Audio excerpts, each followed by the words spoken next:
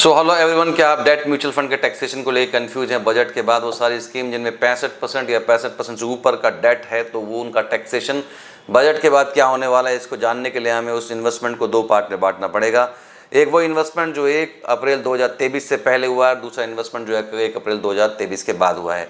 तो वो सारे इन्वेस्टमेंट जो 1 अप्रैल 2023 से पहले हुए हैं, लेकिन उनको 22 जुलाई 2024 यानी बजट आने से पहले उसे सेल कर दिया गया है, तो उनका जो टैक्स ट्रीटमेंट है वो है कि 36 महीने से ऊपर 20% with indexation long term capital gain, और उससे नीचे short term capital gain will be added to income, right.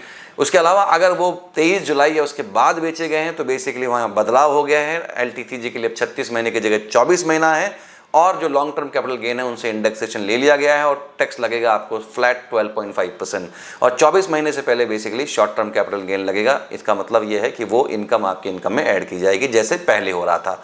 लेकिन वो सारे फंड जो 1 अप्रैल 2023 के बाद खरीदे गए हैं उनमें बजट में कोई बदलाव नहीं है, यानी कोई long term short term capital gain taxation में बदलाव नहीं है। आपको सिर्फ और सिर्फ स्लैब से टैक्स होगा।